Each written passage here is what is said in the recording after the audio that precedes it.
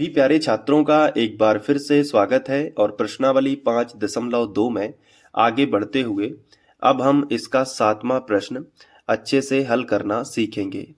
तो 7वें प्रश्न में दिया गया है कि उस एपी का 31वां पद ज्ञात कीजिए जिसका 11वां पद 38 है और 16वां पद 73 है। तो चलिए फिर शुरुआत करते हैं। सबसे पहले आपको ये समझना होगा कि कोई भी एपी मतलब कोई भी समांतर श्रेणी हो उसका प्रथम पद ए होता है और सार्वंतर डी होता है। तो हम यहीं से स्टार्ट करेंगे और हम लिखेंगे कि माना किसी एपी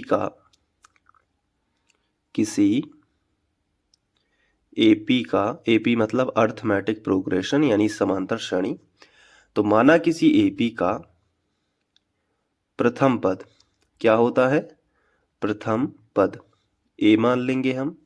तो माना किसी एपी का प्रथम पद ए कॉमा या तथा सार्व अंतर डी है। इतना लिख लोगे ना, सार्व अंतर क्या है? डी है। अगर इतना लिख लोगे तो फिर मैं आगे का स्टेप बताऊं। माना किसी एपी का प्रथम पद ए और सार्व अंतर डी है। ठीक है, क्लियर है ना इतना? अब इन्होंने पूछा है कि 31वां पद क्या होगा, बल्कि इन्होंने दे रखा है कि 11वां पद 38 और 16वां पद 73 है। तो आगे लिखेंगे दिया गया है।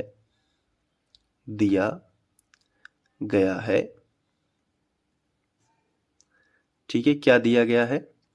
11वां पद 38 है, तो 11वां पद यानी कि A11 ये 11वां पद कहलाता है। तो 11वां पद कितना है? 38 है, तो A11 बराबर हम लिख सकते हैं 38। ठीक है, लेकिन कोई भी पद हो इसका फॉर्मूला आप खुद बना सकते हो। कैसे बनाओगे? 11वां पद है ना, तो ए तो फिक्स रहेगा और जौन सा भी पद है उसमें एक घटा के डी चिपका दो। तो 11वां पद है, 11 में एक घटाओ, कितने बचे? 10।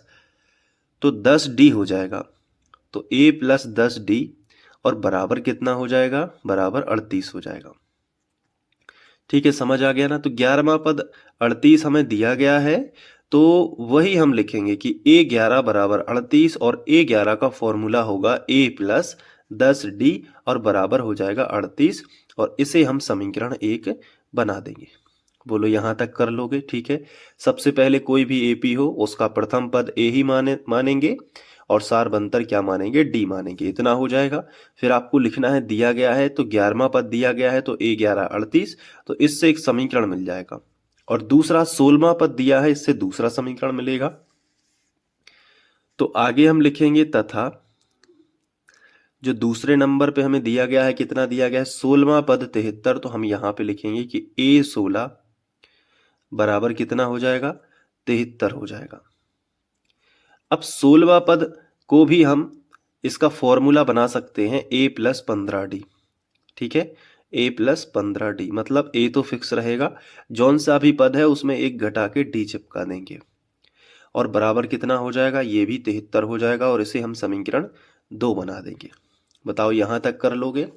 अगर 16वां पद 73 है तो A16 बराबर 73 लिख सकते हैं और A16 का फॉर्मूला हमने बना दिया A प्लस 15 डी और बराबर कितना लिख दिया? 73 और इसे बना देंगे समीकरण 2।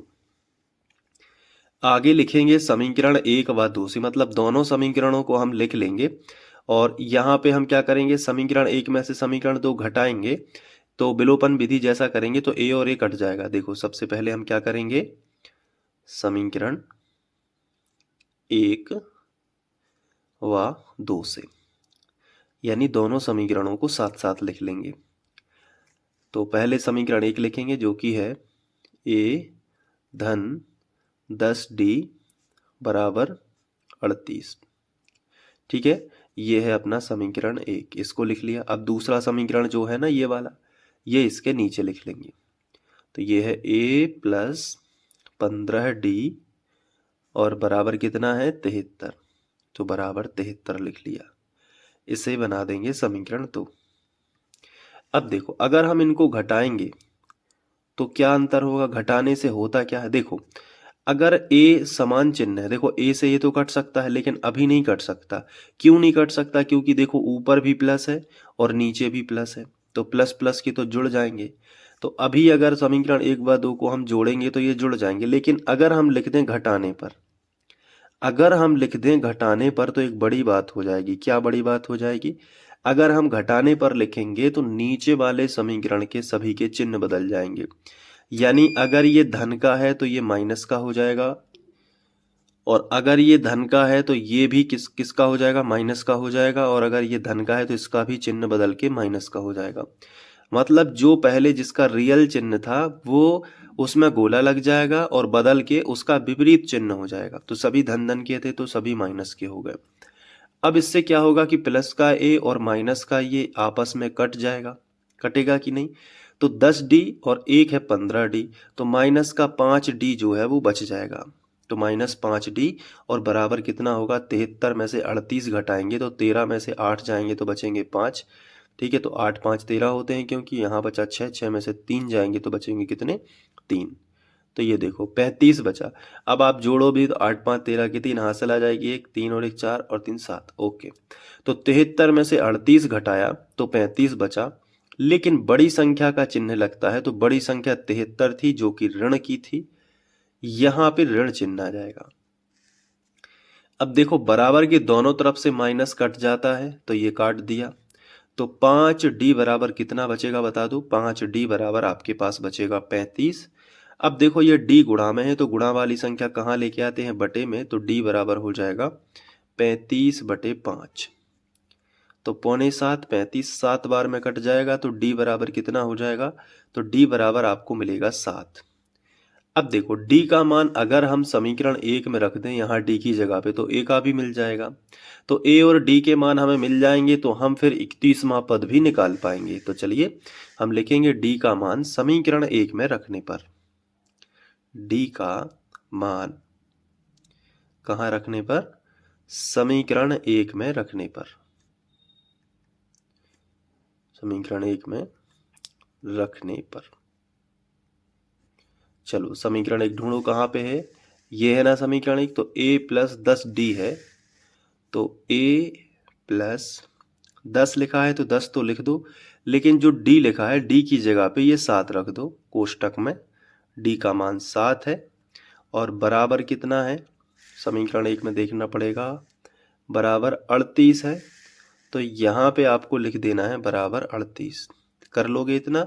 ठीक है। अब देखो ए तो ज्यों का त्यों, प्लस है तो प्लस, 10 7 70 हो जाएगा। ये देखो 70 हो गया और बराबर कितना हो गया? तो बराबर 38 हो गया।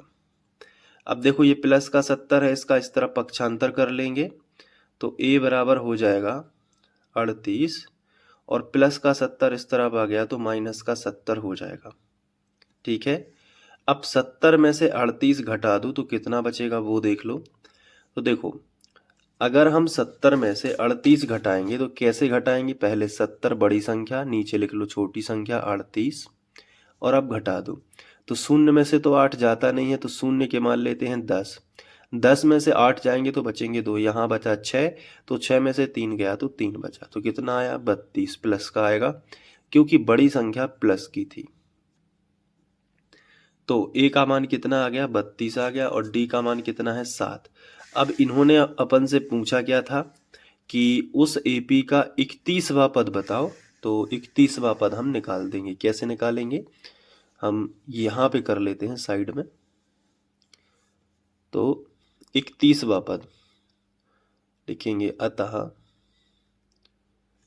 31वां पद, 31वां पद बराबर क्या होगा? ए 31 होगा।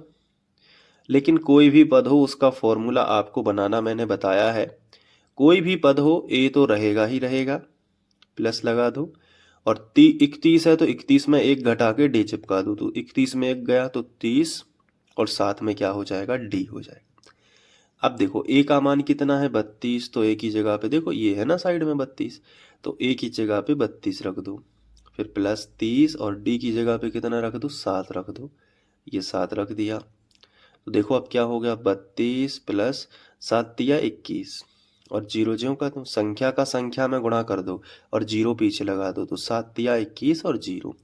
अब 210 में 32 जोड़ लेंगे, तो देखो कैसे जोड़ते हैं, वैसे आप पे बन ही जाता होगा लेकिन फिर भी मैं बता देता हूँ। 210 और 32 प्लस कर दो, तो 0 और 2, तो जोड़ रहे हैं तो 2 ही आएगा, और 3 और 1 कितना हो जाएगा, 4, और ये 2, तो 242। तो 31वां पद होगा 242। अब हम नेक्स्ट पेज में डी का मान समीकरण 1 में रखेंगे। तो समीकरण 1 क्या था, a प्लस 10d। देखो ये है समीकरण 1, मैं आपको दिखा देता हूँ। देखो a प्लस 10d बराबर 38, तो लिखेंगे a प्लस 10, और जो d का मान हमने निकाला है वो कितना है, 7, और बराबर कितना है, 38। अब इसके बाद a तो रहेगा ज्यों का त्यों, और 10 साते 70 हो जाएगा ये, और बराबर कितना हो जाएगा, 38। अब संख्या संख्या एक तरफ कर लो, तो ये प्लस का 70 इस तरफ आएगा तो माइनस का हो जाएगा, तो a बराबर होगा 38 माइनस 70। अब 70 में से 38 हम घटा लेंगे, तो बड़ी संख्या माइनस की है तो माइनस तो आएगा, और 70 में से 38 घटाओगे तो 32 आ जाएगा, तो a का मान आएगा माइनस का 32। अब a और d के मान आ चुके हैं, तो अब हम 31वां पद निकाल सकते हैं, तो हम यहाँ पे लिखेंगे अतः 31वां पद। ठीक है, तो अतः 31वां पद क्या होगा, a 31, तो a 31 लिख लेना। अब a 31 जो है वो कैसे बना सकते हो, कोई भी पद हो उसका सूत्र आप खुद बना सकते हो। देखो कोई भी पद हो उसमें a तो रहेगा, और उसमें 1 घटा के d चिपका दो, यानी 31वां पद है तो संख्या 30 लिख दो और d चिपका दो, तो a प्लस 30d 31वें पद का फॉर्मूला हो गया। a और d के मान पता है तो बस 31वां पद पता चल जाएगा। जैसे a का मान -32 है तो a की जगह पे -32 रख दो, और प्लस है तो प्लस, फिर 30 लिखा है तो 30 रख दो, और जो d है और d की जगह पे 7 रख दो, क्योंकि d का मान हमने 7 निकाला है। आगे बढ़ जाओगे तो -32 तो रहेगा, और प्लस देखो 7 तिया 21, संख्या का गुणा संख्या में कर दो, 7 तिया 21, और ये जीरो ज्यों का त्यों। अब 210 में से 32 घटाएंगे, तो कैसे घटाएंगे मैं आपको बता देता हूँ। देखो सबसे पहले 210 ऊपर लिखो बड़ी संख्या, और छोटी संख्या जो घटानी है वो नीचे लिखो। घटानी क्यों है, क्योंकि अलग अलग चिन्ह है। तो शून्य के मान लेते हैं 10, 10 में से 2 जाएंगे तो बचेंगे 8। अब 21 के मान लेते हैं 20, 20 में से 3 जाएंगे तो कितने बचेंगे, 20 में से 3 जाएंगे तो 17, यानी 178। वो भी प्लस के बचेंगे क्योंकि बड़ी संख्या प्लस की थी। अब यहाँ पे हमें एक बात तो समझ आ गई कि 31वां पद कितना है, 178, जो हमसे सवाल में पूछा गया था। तो लिखेंगे कि अतः एपी का 31वां पद क्या था, 178